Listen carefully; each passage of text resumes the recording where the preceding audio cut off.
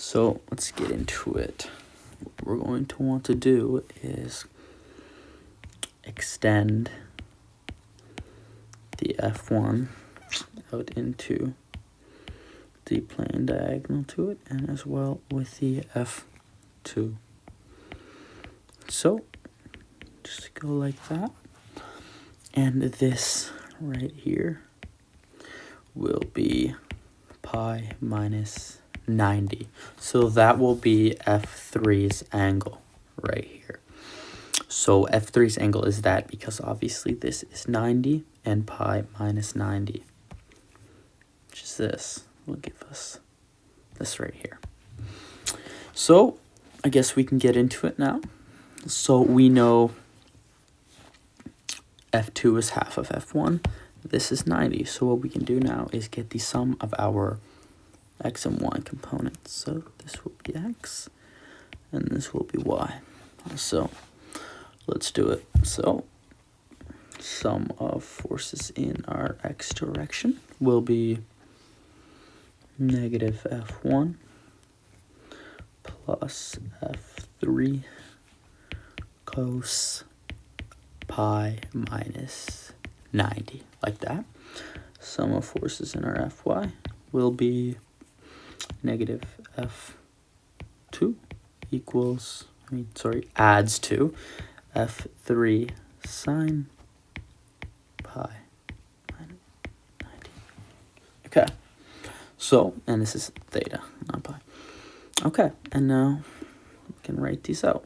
So we have F1 equals F3 cosine theta minus 90, like that.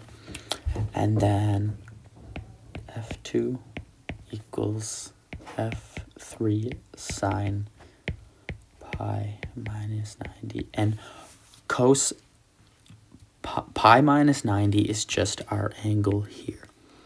And obviously in our y-axis is going to be sine of this angle, which would be our F3 applied. Our angle and direction would get us the quantity of that side. So now we know that F2 right here is half of F1. So what we can do is we can go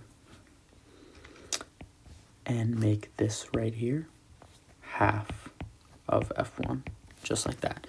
And we can just substitute from here. We know F1 equals F3 cos pi minus 90, or theta minus 90, sorry. We plug it in here, and we just have half of F3 cos theta minus 90 equals F3, move this down a little bit,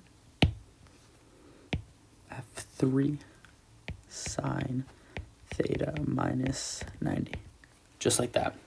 Okay, and now what we want to do is divide this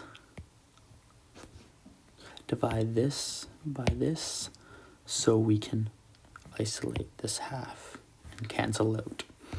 So we just go half equals, I'll do the whole process so you guys can see, F3 sine pi minus 90 all over F3 cos theta minus 90. And now, so what we can do to find our angle, which is we want to find theta here, is we can cancel these out like that. And now we are just sine over cos obviously equals tan, so we can just write it out as tan theta minus 90 equals half. So half equals tan theta minus 90, just like that. And now we can take our arctan of half and bring the 90 over to get theta. So I'm just going to bring this over just so I have more space. Tan minus 1 of half, and this will equal pi minus 90. So let's move up here, and then we have our angle just right there. So bring this over there, and we just go 10 minus 1, which is going to be 26. Which is going to be 26.6 equals pi minus 90, which means it's not pi, it's theta. Sorry about that. Theta equals 116.6 degrees. If you want 3 sig figs, which usually requires 170 degrees. And now we found the angle. Now what we need is the magnitude of F3. So what we do here is we can plug this back into our equation right here. So we just go F1, and we want to write it in terms of F1. So F1 is going to be in the final answer, because obviously we don't have any magnitudes, we just have angles, so in the end it will be F1 multiplied by something. So F1 equals F3 cos equal 26.6 divided by cos, just like that, and then we will have F3 equals F1 over cos 26.6, which now this is obviously not the way we want to write it.